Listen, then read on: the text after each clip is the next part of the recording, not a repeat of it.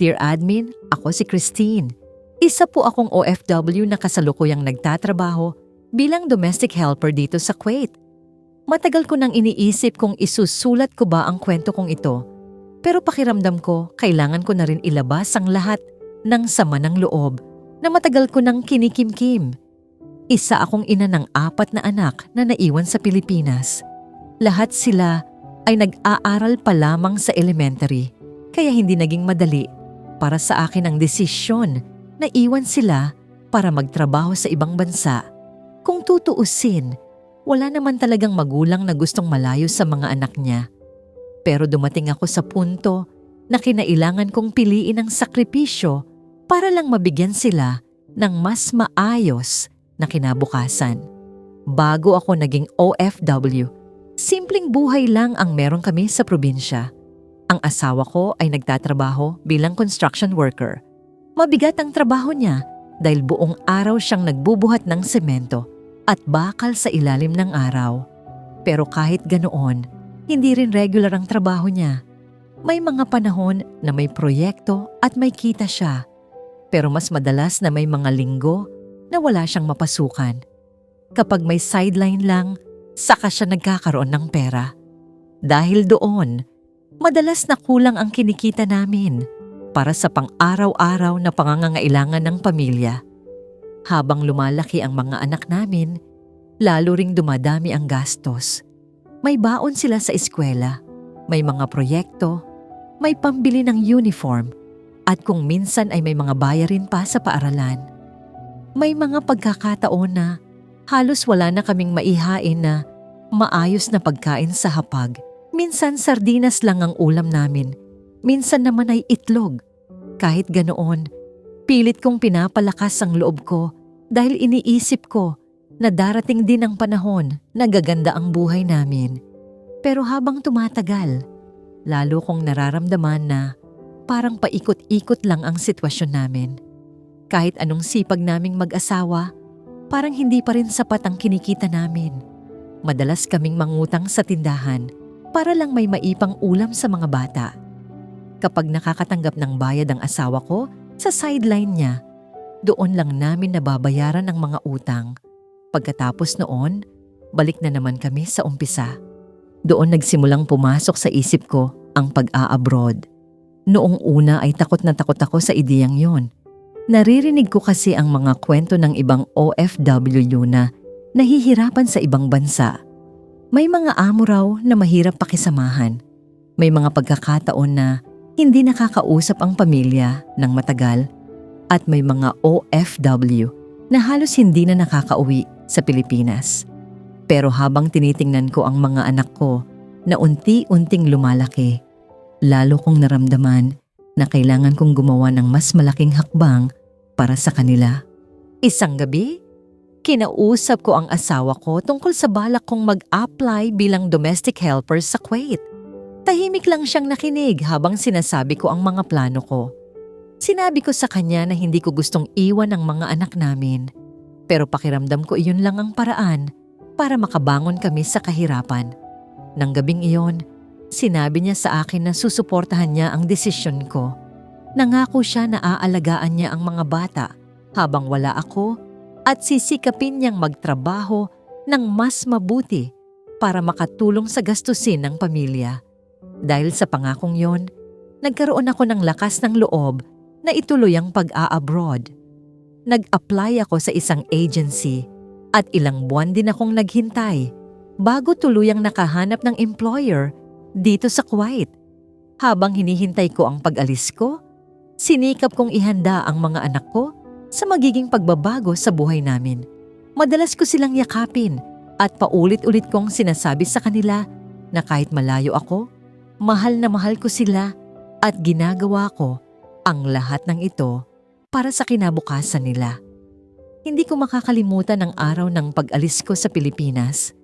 Pakiramdam ko parang dinudurog ang puso ko habang yakap-yakap ko ang mga anak ko sa airport. Umiiyak ang bunso ko at ayaw akong pakawalan. Ang dalawa naman sa kanila ay tahimik lang na nakayakap sa akin. Nakikita ko sa mga mata nila ang lungkot at takot na mawalan ng nanay sa tabi nila. Halos hindi ko rin mapigilang umiyak noon, pero pilit kong pinatatag ang sarili ko dahil ayokong makita nilang mahina ako. Bago ako pumasok sa immigration, lumapit sa akin ang asawa ko at sinabi niyang huwag akong mag-alala dahil aalagaan daw niya ang mga bata. Sinabi niya rin na gagawin niya ang lahat para hindi masayang ang sakripisyo ko sa pag-a-abroad. Pinaniwalaan ko ang mga salitang yon dahil gusto kong maniwala na kaya naming malampasan ang lahat ng pagsubok basta magtutulungan kami bilang pamilya. Pagdating ko dito sa Kuwait, doon ko naramdaman ang tunay na bigat ng pagiging OFW. Malayo ako sa pamilya ko, ibang kultura ang nakapaligid sa akin at halos buong araw akong nagtatrabaho sa bahay ng amo ko. Pero kahit ganoon, lagi kong iniisip na ang lahat ng pagod at lungkot na nararanasan ko ay para sa mga anak ko.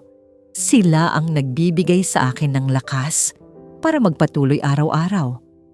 Noong unang buwan ko dito sa Kuwait, halos sabik na sabik akong makatawag sa Pilipinas.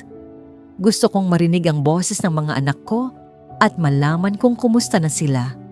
Nang sa wakas ay nakausap ko sila sa telepono. Halos maiyak ako sa tuwa nang marinig ko ang boses nila. Sinabi nila na namimiss nila ako at tinanong nila kung kailan ako uuwi. Doon ko lalo naramdaman kung gaano kahirap ang malayo sa pamilya. Nagsimula na rin akong magpadala ng pera sa Pilipinas para sa pangangailangan ng mga bata.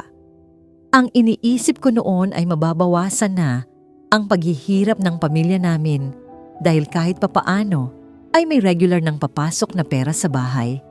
Inaasahan ko na magagamit iyon para sa pagkain, pag-aaral ng mga bata at iba pang pangangailangan nila. Pero admin, hindi ko alam na habang nagpapakahirap ako dito sa Kuwait para sa kinabukasan ng pamilya ko, may mga bagay na palang nagsisimulang mangyari sa Pilipinas na hindi ko inaasahan. Mga bagay na unti-unting magbubukas ng mata ko sa katotohanan tungkol sa taong iniwan kong mag-aalaga sana sa pamilya namin. At doon po nagsimulang magbago ang lahat. Noong mga unang buwan ko dito sa Kuwait, kahit pagod na pagod ako sa trabaho araw-araw, may kakaibang lakas akong nararamdaman dahil iniisip ko na kahit papaano ay natutulungan ko na ang pamilya ko sa Pilipinas. Domestic helper ako sa isang malaking bahay.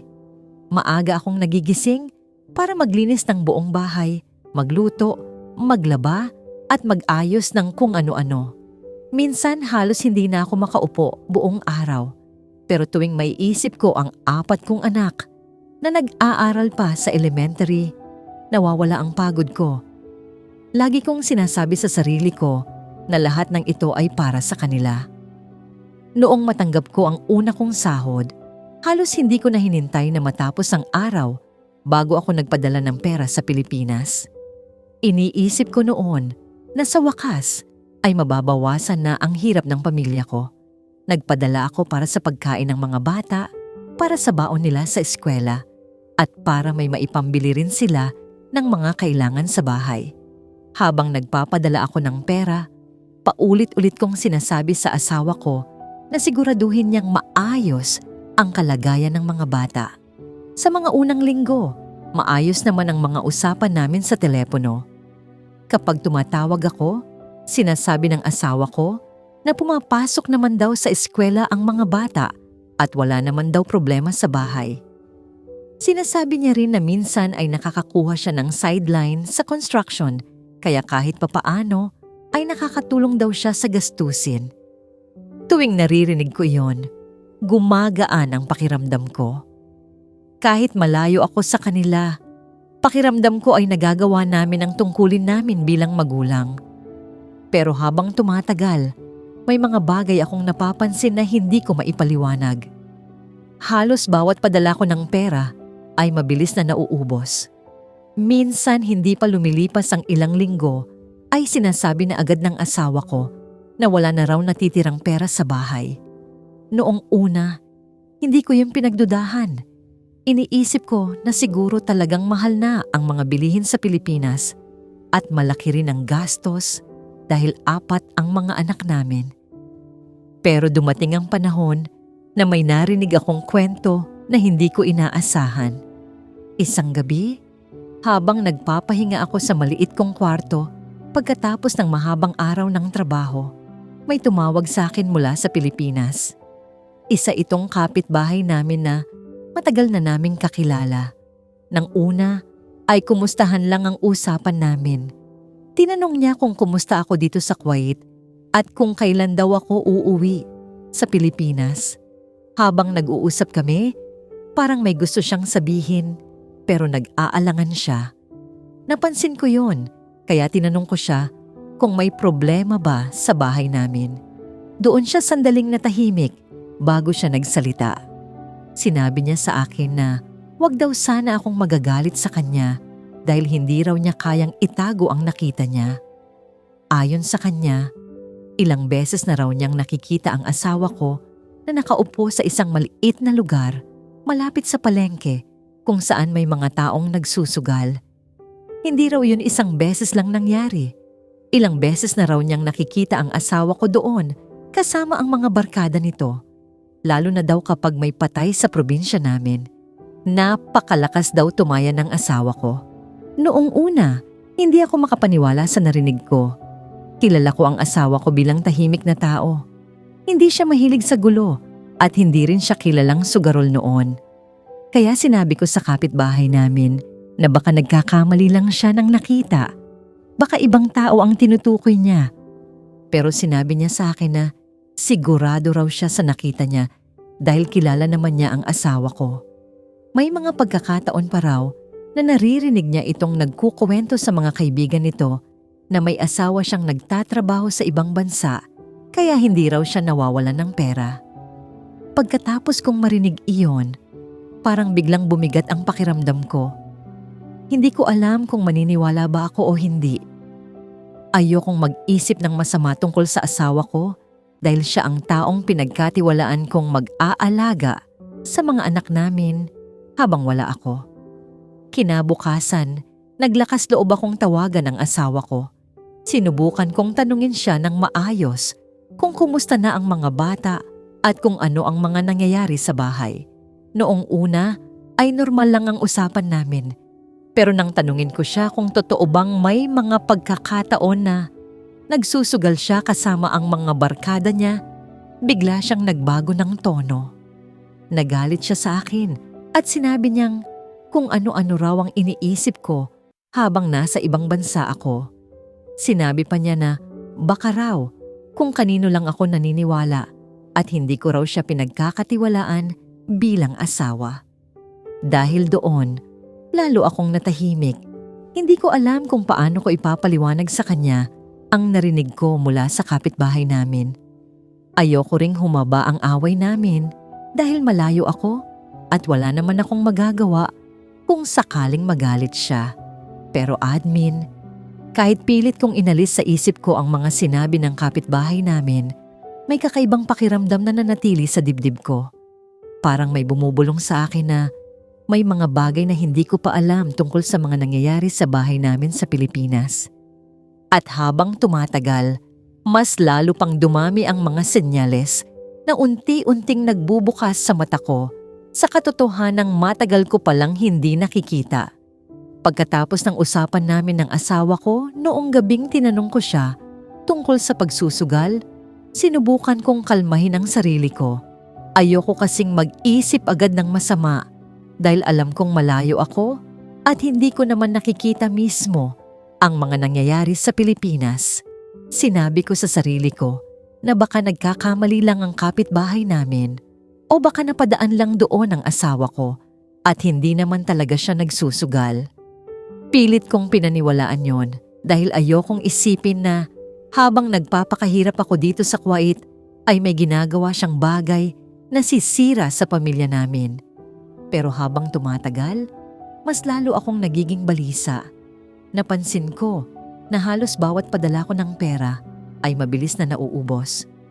May mga pagkakataon na kakasend ko pa lang ng pera ay may mensahe na agad ang asawa ko na kulang daw ang pera para sa gastusin ng bahay, na hindi man lang siya magpasalamat muna. Noong una ay iniintindi ko pa yon dahil alam kong mahal ang mga bilihin sa Pilipinas at 4 ang mga anak namin na sabay-sabay nag-aaral.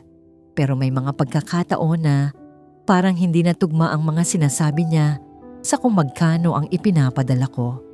Isang gabi habang nagpapahinga ako pagkatapos ng trabaho, tumunog ang telepono ko. Nang tingnan ko ang screen, nakita ko na isa sa mga anak ko ang tumatawag gamit ang messenger ng kapitbahay namin. Agad kong sinagot ang tawag dahil sabik akong marinig ang boses nila. Pero sa unang salita pa lang ng anak ko, may kakaiba na akong naramdaman sa boses niya. Halos madurog ang puso ko nang marinig ko ang pag-iyak ng anak ko. Tinanong ko siya kung bakit siya umiiyak at kung nasaan ang tatay niya.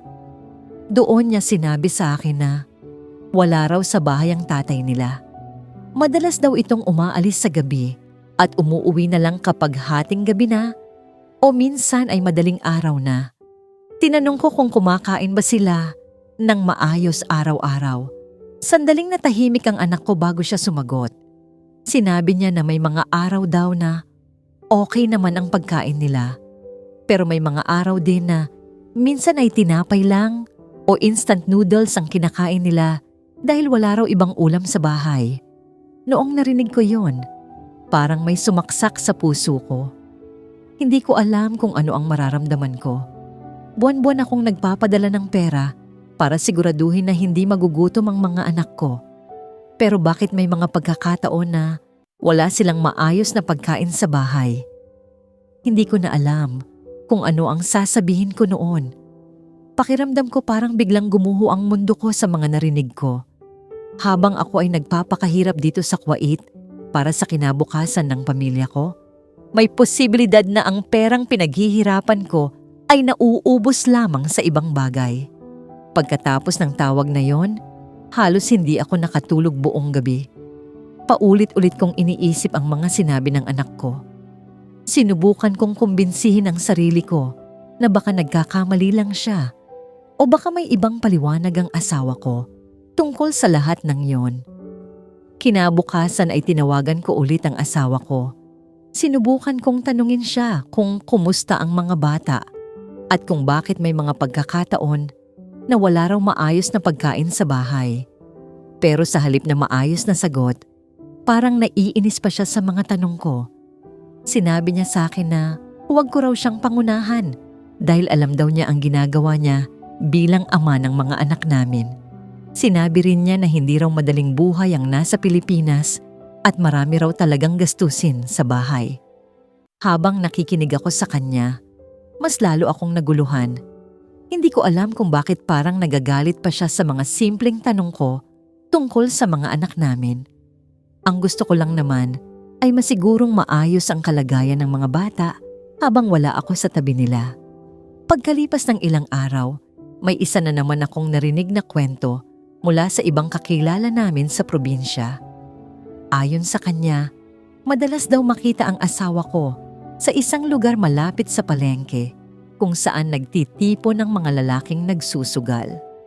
May mga pagkakataon pa raw na pagkatapos magsugal ay dumidiretso sila sa inuman kasama ang mga barkada niya.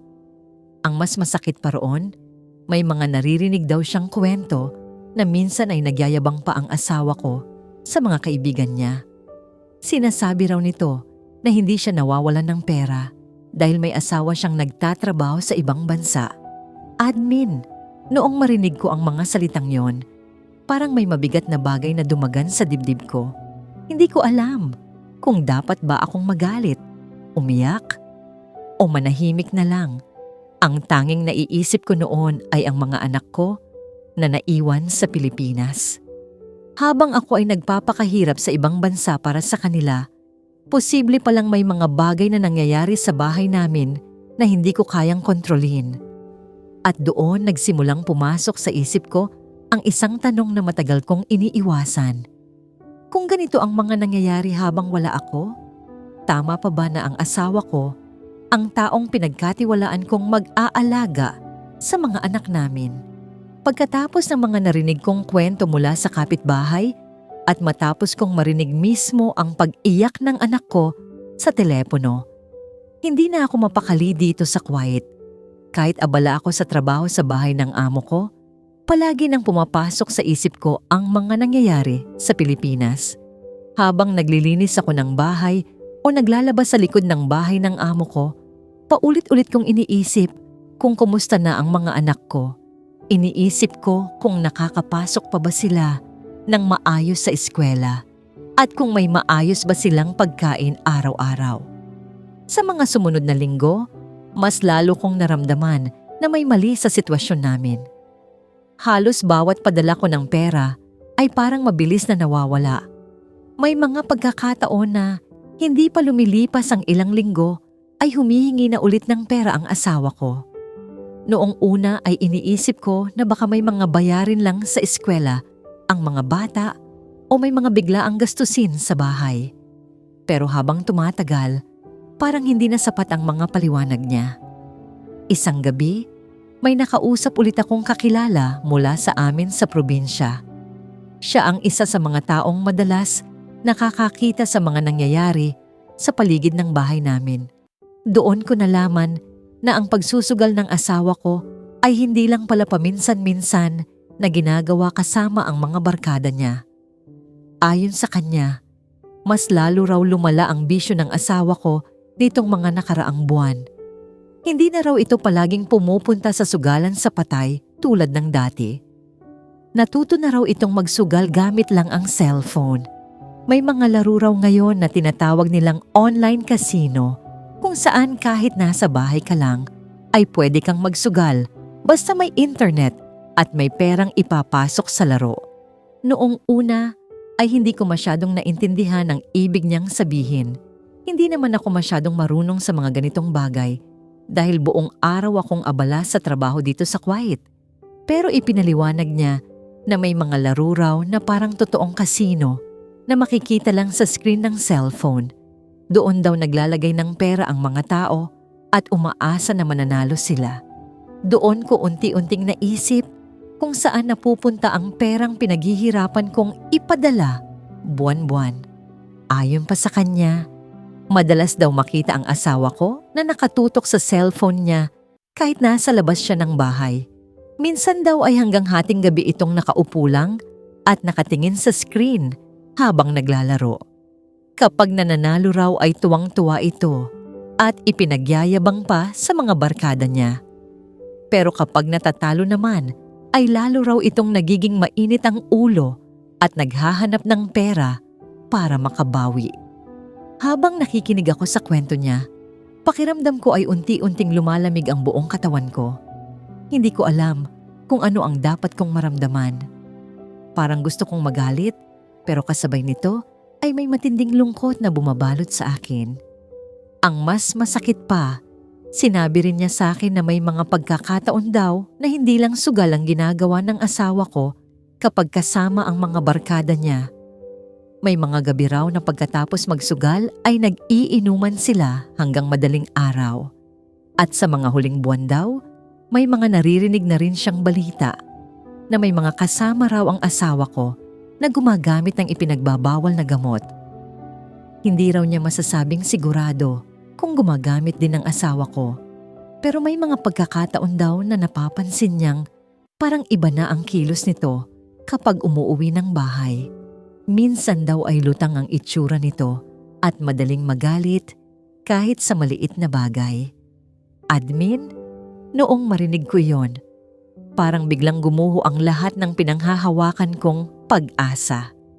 Hindi ko akalain na ang taong iniwan kong mag-aalaga sa mga anak namin ay unti-unti palang nilalamon ng mga bisyo habang ako ay nagpapakahirap dito sa ibang bansa para sa kinabukasan ng pamilya namin. May posibilidad pala na ang perang pinaghihirapan ko ay nauubos lang sa sugal, inuman, at kung ano pang bisyo. Ang mas masakit sa lahat ay ang isipin na habang nangyayari ang lahat ng yon, ang mga anak ko ang posibleng nagdurusa sa bahay. Simula noon, Hindi na nawala sa isip ko ang isang tanong na paulit-ulit bumabalik sa akin tuwing gabi bago ako matulog. Kung patuloy na ganito ang nangyayari sa bahay, hanggang kailan ko kayang magtiwala sa taong iniwan kong mag-aalaga sana sa mga anak namin? Pagkatapos kong marinig ang mga balita tungkol sa pagsusugal ng asawa ko gamit ang cellphone at ang posibilidad na nadadamay na rin siya sa ibang bisyo, halos hindi na ako mapakali dito sa Kuwait. Kahit ginagawa ko ang mga trabaho ko araw-araw sa bahay ng amo ko, pakiramdam ko ay lagi akong lutang. Madalas habang naghuhugas ako ng pinggan o naglalabas sa likod ng bahay, bigla na lang pumapasok sa isip ko ang mga anak ko sa Pilipinas. Iniisip ko kung kumusta na sila, kung nakakapasok pa ba sila sa eskwela ng maayos, at kung may nag-aalaga ba talaga sa kanila habang wala ako. May mga gabi na hindi ako makatulog dahil sa kakaisip. Tuwing tatawag ako sa bahay, pilit kong pinapakinggan ang boses ng mga anak ko para malaman kung may problema ba sila. Minsan ay pilit silang nagpapakatatag sa harap ng kamera, pero bilang inaramdam ko kapag may tinatago silang lungkot. Isang gabi, may tumawag ulit sa akin mula sa Pilipinas. Isa itong matagal naming kapitbahay na halos parang kamag-anak na rin ang turing namin. Sa tono pa lang ng boses niya, naramdaman ko na agad na may mabigat siyang sasabihin. Noong una ay nag-aalangan pa siyang magsalita. Pero nang tanungin ko siya kung may problema ba sa bahay namin, doon niya sinabi ang bagay na tuluyang nagpatigil sa paghinga ko. Sinabi niya na may mga taong naghahanap daw sa asawa ko dahil sa utang. Hindi raw ito simpleng utang lang. May mga lending company na nagpapautang sa lugar namin na nagbibigay ng pera lalo na kapag may asawang OFW. Ayon sa kanya, may ilang beses na raw na natalo ang asawa ko sa sugal at hindi na niya kayang bayaran ang perang hiniram niya. Ang mas masakit pa roon, sinabi ng kapitbahay namin na may mga pagkakataon daw na ginagamit ng asawa ko ang pangalan ko kapag nangungutang siya. Sinasabi raw nito sa mga tao na huwag silang mag-alala dahil may asawa siyang OFW sa Kuwait na siguradong makakabayad. Admin, noong marinig ko yon, pakiramdam ko ay parang gumuho ang mundo ko. Ang perang pinaghihirapan kong kitain dito sa ibang bansa ay para sa kinabukasan ng mga anak ko. Hindi ko kailanman inisip na darating ang panahon na gagamitin pala ang pangalan ko para mangutang ng pera na mapupunta lamang sa sugal. Hindi ko alam kung paano ko haharapin ang asawa ko sa telepono pagkatapos kong marinig iyon. Ilang araw akong nag-isip bago ko siya tinawagan. Nang sa wakas ay nakausap ko siya. Tinanong ko siya ng diretsyo kung totoo bang may mga utang na siya sa lugar namin. Noong una ay itinanggi niya ang lahat. Sinabi niya na may mga tao lang daw na naiinggit sa amin, kaya gumagawa ng kwento tungkol sa kanya. Pero habang tumatagal ang usapan namin, napansin kong parang nagiging magulo na ang mga sagot niya. Hanggang sa dumating ang sandaling natahimik siya sa kabilang linya. Doon ko naramdaman na may tinatago talaga siya. Hindi ko na kinailangan pang marinig ang buong pag-amin niya para maintindihan ang lahat. Sa mga sumunod na linggo, mas lalo pang dumami ang mga balita na naririnig ko mula sa mga kakilala namin sa probinsya. May mga nagsabi na minsan daw ay halos araw-araw wala sa bahay ang asawa ko. May mga pagkakataon pa raw na ang mga anak ko ang gumagawa ng mga gawaing bahay dahil wala ang tatay nila. May isa pang balita na tuluyang nagpasakit sa puso ko bilang ina. Isang araw daw ay hindi pumasok sa eskwela ang isa sa mga anak ko.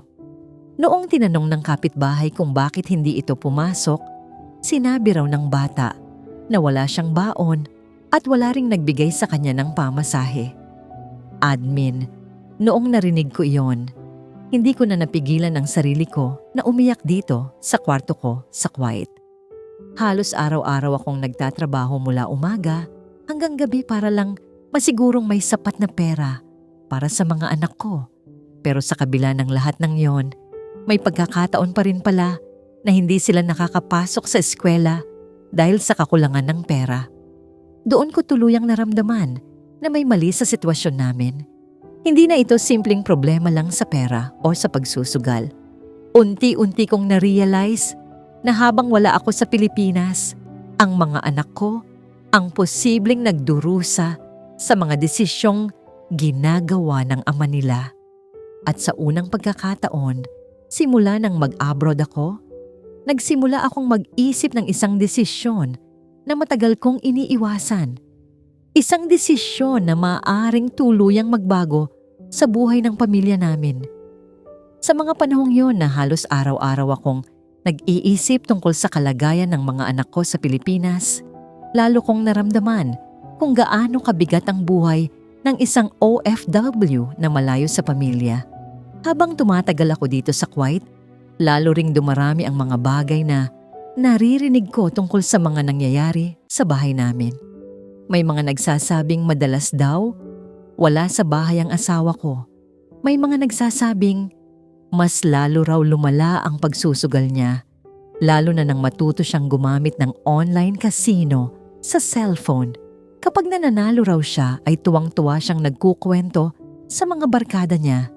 Pero kapag natatalo naman, ay lalo raw siyang naghahanap ng pera para makabawi. Habang lumilipas ang mga buwan, mas lalo kong na-realize ang isang masakit na katotohanan. Sa loob ng 2 taon na pagtatrabaho ko dito sa Kuwait bilang domestic helper, halos wala akong naipon. Lahat ng sahod ko ay napupunta sa padala sa Pilipinas. Ang nasa isip ko noon ay para iyon sa pagkain ng mga bata, sa pag-aaral nila, at sa pang-araw-araw na gastusin sa bahay.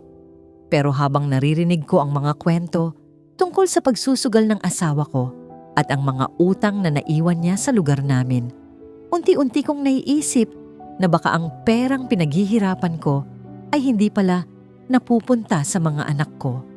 Pagkalipas ng 2 taon, nagkaroon ako ng pagkakataon na makauwi ng Pilipinas para sa bakasyon. Habang nasa eroplano ako pauwi, halo-halo ang nararamdaman ko. Excited akong makita at mayakap ang mga anak ko pagkatapos ng mahabang panahon. Pero kasabay ng saya na iyon ay ang kaba sa dibdib ko dahil gusto ko ring makita mismo kung ano na ang tunay na kalagayan ng pamilya ko. Pagdating ko sa probinsya namin, unang-una kong pinuntahan ang mga anak ko. Halos hindi ko mapigilan ang pag-iyak habang yakap-yakap ko sila. Ang laki na ng ipinagbago nila sa loob ng 2 taon. Ramdam ko kung gaano nila ako na-miss. Pero kahit masaya akong makita sila, may mga bagay akong napansin na hindi ko inaasahan. Napansin ko na parang mas payat sila kaysa dati. Ang mga gamit sa bahay namin ay parang unti-unti nang nawawala. May mga bagay na dati ay nandun pa sa bahay pero ngayon ay wala na. Doon ko unti-unting naramdaman na may katotohanan pala ang mga sinasabi sa akin ng mga kapitbahay habang nasa Kuwait ako. Hindi nagtagal ay nagsimulang lumapit sa akin ang ilang kakilala namin sa lugar. Isa-isa nilang kinuwento sa akin ang mga bagay na matagal na pala nilang nakikita habang wala ako sa Pilipinas. Sinabi nila na madalas daw makita ang asawa ko sa sugalan. Minsan daw ay nakaupo lang ito sa labas ng bahay habang nakatutok sa cellphone at naglalaro ng online casino. May mga pagkakataon pa raw na pagkatapos magsugal ay dumidiretso ito sa inuman kasama ang mga barkada niya. Habang nakikinig ako sa mga kwento nila, pakiramdam ko ay unti-unting nababasag ang lahat ng pag-asa na pinanghawakan ko. Pero admin, ang pinakamasakit na nangyari ay isang gabi na hindi ko talaga makakalimutan. Isang gabi habang nasa bahay ako kasama ang mga anak ko, narinig ko ang ingay ng mga tao sa labas. Nang sumilip ako sa bintana, nakita ko ang asawa ko na nag-iinuman kasama ang mga barkada niya sa labas ng bahay. Halatang lasing na sila at maingay na nagkukwentuhan. Lumabas ako ng bahay at pinakiusapan ko siya na pumasok na sa loob dahil gabi na at may mga bata pa sa bahay. Ayoko rin na makita ng mga anak ko ang ganoong sitwasyon. Pero imbes na makinig, nagalit pa siya sa akin sa harap ng mga barkada niya. Sinabi niya na wag ko raw siyang utusan dahil hindi naman daw ako ang nagpapakain sa kanya. Admin, noong marinig ko yon, parang tumigil ang mundo ko. Habang ako ay nagpapakahirap sa ibang bansa para sa pamilya namin, iyon pala ang tingin niya sa lahat ng sakripisyo ko. Sinubukan ko pa siyang kausapin ng maayos, pero lalo siyang nagalit. Sa harap mismo ng mga barkada niya, bigla niya akong tinulak, sinampal at pinagsusuntok. Hindi ko na maalala kung ilang beses akong sinuntok sa gabing yon. Ang alam ko lang, kinabukasan ay halos hindi ko maigalaw ang katawan ko sa sakit. Punong-puno ng pasa ang mga braso at binti ko. Kahit ang likod ko ay masakit dahil sa pagkakatumba ko sa lupa. Sa gabing iyon, doon ko tuluyang na-realize ang isang bagay na matagal ko nang ayaw tanggapin. Hindi na ito ang lalaking pinakasalan ko noon. Kinabukasan, hindi na ako nagdalawang isip. Kinuha ko ang mga anak ko at umalis kami sa bahay. Dumiretso kami sa bahay ng mga magulang ko. Dito muna kami tumira habang nagpapagaling ako sa mga pasa at sa sakit na iniwan ng nangyari. Ngayon admin, malapit na akong bumalik ulit sa Kuwait para ipagpatuloy ang trabaho ko bilang domestic helper. Habang naghahanda akong umalis muli ng bansa, nandito pa rin ako sa bahay ng mga magulang ko kasama ang mga anak ko. Pero sa mga huling araw bago ako umalis, paulit-ulit na pumupunta sa bahay ang asawa ko. Nagmamakaawa siya na magkaayos daw kami. Humihingi siya ng tawad at sinasabing magbabago na raw siya. Sinasabi rin niya na ibalik ko na raw ang mga anak sa bahay namin para daw buo ulit ang pamilya namin. Pero sa totoo lang admin, hindi ko alam kung dapat ko pa ba siyang paniwalaan. Pagod na ako sa lahat ng nangyari. 2 taon akong nagtrabaho sa ibang bansa pero halos wala akong naipon. Ang mas masakit pa, ang mga anak ko ang halos nagdusa sa mga desisyon ng ama nila habang wala ako. Ngayon habang naghahanda akong bumalik sa Kuwait, isang tanong ang paulit-ulit na umiikot sa isip ko. Admin, tama pa bang bigyan ko siya ng isa pang pagkakataon? O mas mabuti na bang tuluyan ko nang piliin ang kapakanan ng mga anak ko kahit masira na ang pamilya namin? Maraming salamat po sa pakikinig ng kwento ko. Mga kabayan, napakabigat ng kwentong ibinahagi ni Christine. Isang ina na napilitang mangibang bansa para sa kinabukasan ng 4 niyang anak. Pero habang siya ay nagpapakahirap sa Kuwait, ang taong iniwan niyang mag-aalaga sana sa pamilya nila ay unti-unting nalulong sa sugal, bisyo at sa mga maling desisyon sa buhay. Maraming OFW ang makaka-relate sa sitwasyong ito. Yung pakiramdam na ginagawa mo ang lahat para sa pamilya mo, pero hindi mo kontrolado ang mga nangyayari sa bahay habang malayo ka.